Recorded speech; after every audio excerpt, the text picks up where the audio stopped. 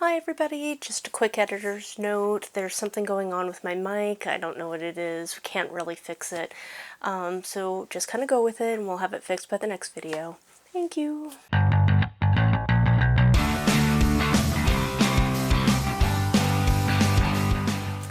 Welcome back, my darlings. Today we are talking Comic-Con Special Edition. I'm Melissa and this is Girl at the Con, where we talk about fan conventions and all the things that come with them. Comic-Con Special Edition, which was a San Diego Comic-Con held in the fall of 2021.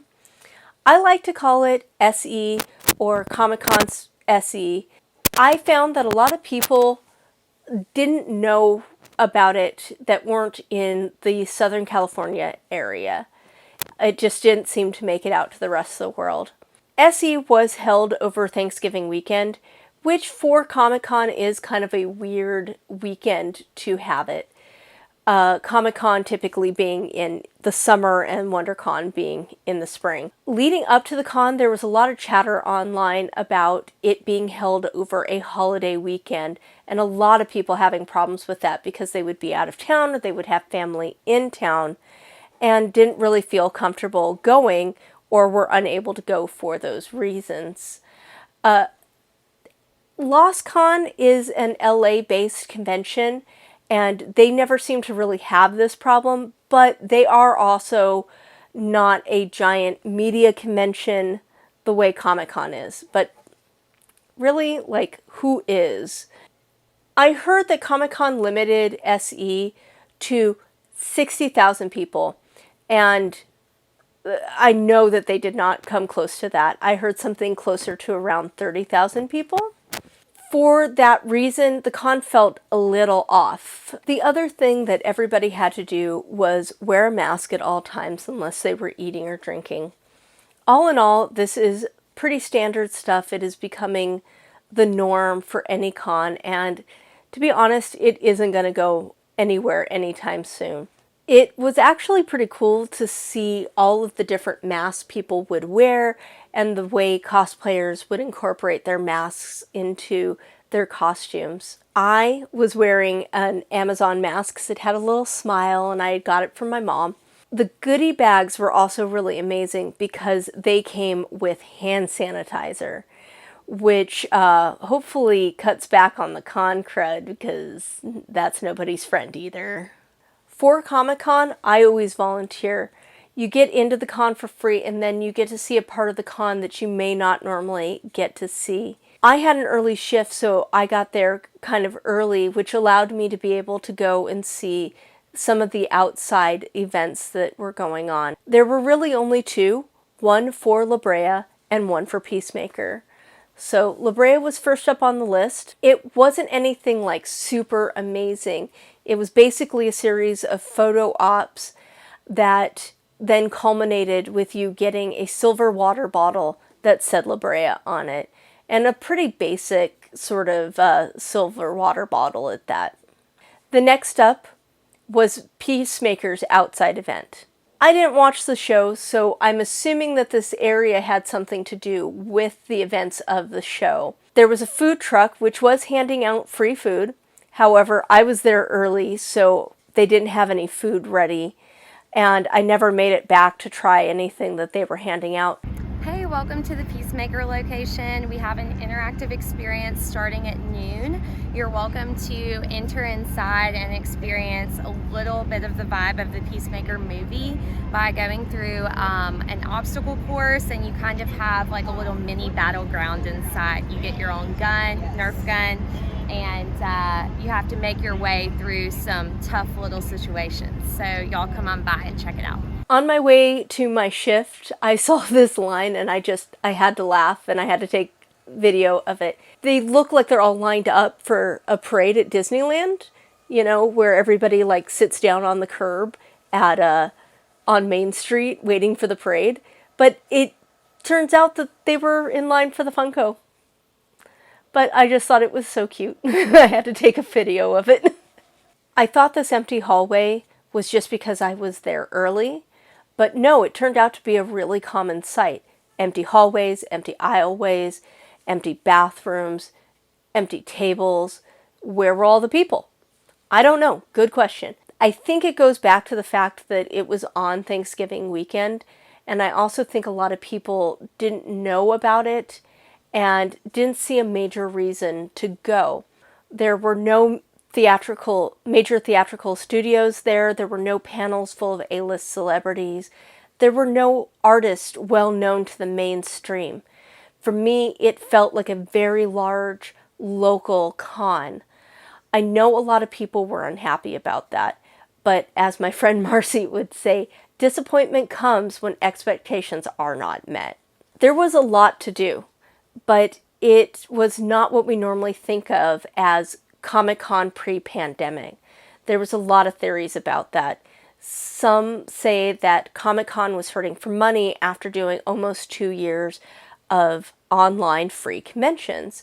Some people felt that it was put together too quickly, and so they weren't able to get the people and the companies that they would normally get. And also that it was on a major holiday, and that led to the issues as well. Who knows? Again, I had fun. One of the cooler things that I saw was Wild Bill's. The soda company sells you a mug, and then for an additional charge, you can get a band that goes on the mug that allows you free refills for the rest of the convention. I got this Konami Code mug.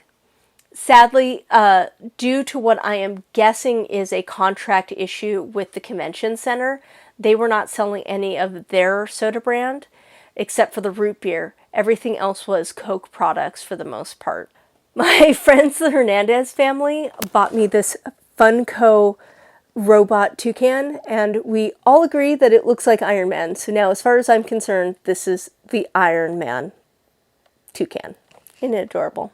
Because there were no lines, which I refused to stand in, I went to a panel, Dwayne Dymock's panel on the history of cereal boxes and premiums. Very interesting, would definitely go again. Had a great time. Now, let's talk cosplay. I know that that's why you really came, is for the cosplay. Well, a lot of great cosplays were there. These were the ones that kind of stood out for me. The two that tie the top spot for me and that were my favorites was this two-tone Sleeping Beauty, which it took me a full day of stalking her through Artist Alley before I was able to find her on her way to the bathroom to change out of the costume. It was just really great to be able to see the two tones, and I'm a big stickler. I love Sleeping Beauty. The other one that was wonderful was this Hawkeye, and I'm a big Hawkeye fan. It's so rare to see a Hawkeye costume at a convention, and so this really made my day, and it was a beautifully well done and put together Hawkeye. He was so nice. I could go on and on and on, which I will not, but it was really great and I super enjoyed it. All in all, pretty enjoyable. There were a lot of times that it felt like a 90s con, and I swear I saw two con staffers that I know are dead. Of course, it wasn't them, clearly, but I like to think that they were there enjoying it with us and just having a great time. Comic-Con SE had its challenges. It was on a holiday weekend. Not a lot of people showed up, but it was wonderful. It was a great experience. And I think those people that didn't come because there wasn't going to be a big media layout for it or anything like that really missed something great. It was a different experience. It was fun. It was more intimate than it has been in decades. And I had a great time. It was different, and it will stand out to me for that reason going forward. You know, if this ever happens again and there's ever a Comic-Con special edition in the future, hopefully not because of a pandemic, I really hope that you will come and enjoy it with the rest of us. So, thank you so much for watching, and I will see you in the next one. Thank you so much for sticking around to the end. I hope that you enjoyed this video.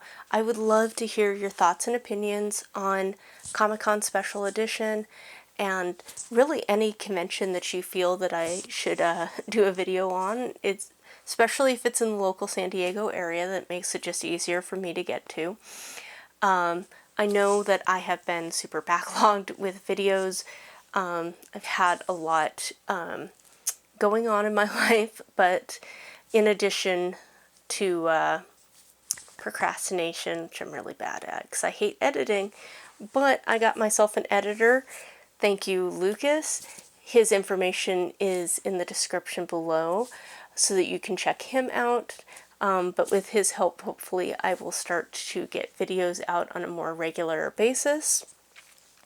And to that end, I have set up a Kofi so that if you like this video and you appreciate Lukas's work, you can tip me and I can pay Lukas and everybody wins. So thank you so much, and I will see you at the next con.